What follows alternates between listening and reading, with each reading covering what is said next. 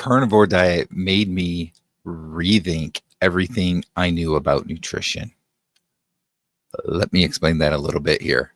Um, you know, before you're on the carnivore diet, like for me, I was on basically a standard American diet, known as the SAD diet. And yes, it's sad because you gain a lot of weight and all that stuff. But here's the deal. Carnivore diet is so different than what people are told and what is considered our normal and what we have been told for years and years. I'm 51 years old now. I was 48 when I started the carnivore diet. And, for basically 48 years of my life, I had learned that saturated fat was bad for you. Meat was not good for you unless you had it in moderation, just a little bit of it, maybe once or twice a week, that type of thing. Red meat specifically, I should say, chicken maybe it was okay to eat more often, that kind of stuff. But there was like in the 80s, that's when my childhood, right? Like I was a teenager and that kind of stuff. And in the 80s, really big was a low fat diet, right? That was the big craze, doing a low fat diet. And that's when it all seemed to really start, more than even in the 70s, that type of thing. And, it's just, that's what you're taught. That's what you seem to know. And then you just over time get unhealthy and gain weight and so forth. And you think like, I need to do something about my health, about my weight and so forth. And you start looking and for me, I saw that people were doing keto and were having good results and losing weight. So I started looking into keto, and I actually did keto for a couple months before I went to carnivore. But I looked into keto, and it was kind of the opposite of what you're told. You not necessarily with keto do you always eat meat, but you're definitely eating a more higher fat diet. It's not a low fat diet anymore. And that was hard for me to understand at first. And then I started looking at it and seeing the results and reading up different information, doing research, and started thinking, maybe there is something to this. Maybe we've been misled, or not necessarily misled, but that just the experts are wrong in this case, right? And I started looking more and more into the carnivore diet and so forth.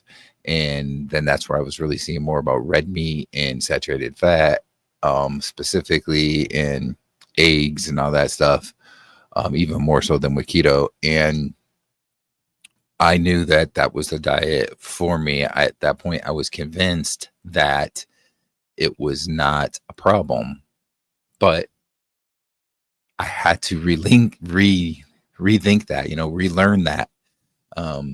Because before I just thought, yeah, like saturated fat is bad for you. You shouldn't have red meat that often. Those things are going to cause cholesterol issues, and cholesterol is bad for you because they say that that's, when people have heart disease and so forth. And, then you do the research and you figure out, well, there's lots of people that have heart disease with low cholesterol. There's people that don't have it with high cholesterol.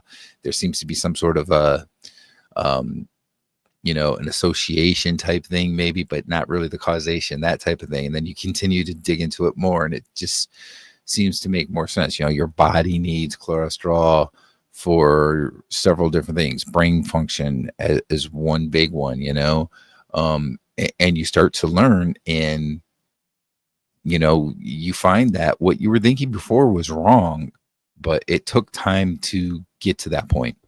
And I think that is also why people can't just talk to their friends and their relatives and say, this is what I'm doing, and this is a really good thing. This may help you. You should look into it.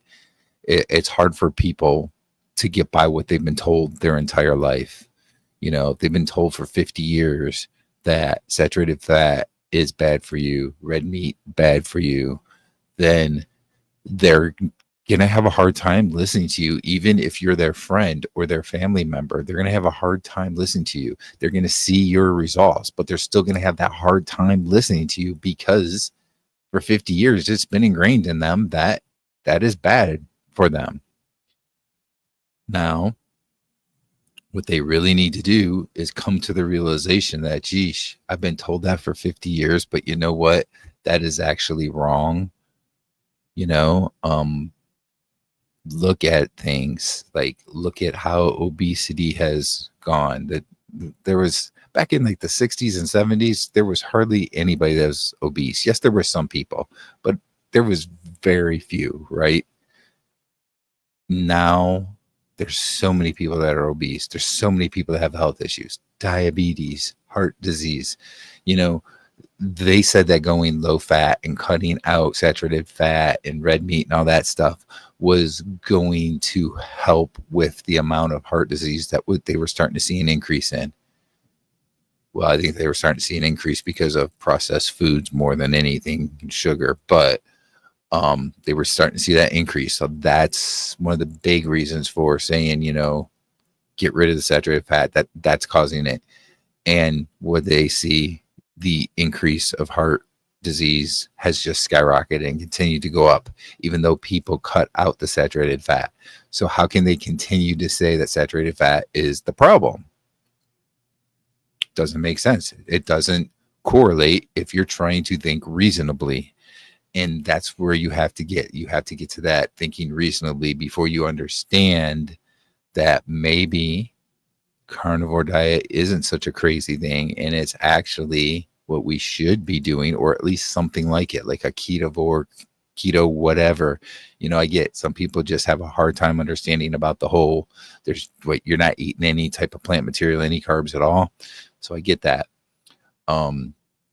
And you know, really you could probably have just a little bit of it, just very small amount, and still be considered a carnivore. Really, some people say no, you got to be strict, but that's just strict carnivore. You can still be carnivore with a very small amount. But anyway, you know, that's the thing. That's what people have to get past, is what they've been told for so long. And you know, they really realistically have to just rethink, you know, rethink everything that they've known about nutrition, because most likely it's wrong, whether people told you that to sell things for profit or people just didn't know enough, whatever. You need to rethink everything you know about nutrition. And if some of those things, after you've did your rethinking on nutrition, if some of those things actually you come back to the realization of, yes, those things are good for me, then okay, fine. That's the decision you came out with. That's great. At least you did the research and you tried to rethink it, right? You might find some things, you know what, some things that I've heard, yeah, I actually agree with. But then some things, you know, you could be shocked about, like, yeah, for 50 years, I thought this was bad for you. I thought eating red meat was bad for you. But look at all these people with all the health issues that they are clearing up. You know, they're losing weight or maintaining weight, not gaining weight anymore, that kind of thing. And it's all about rethinking nutrition.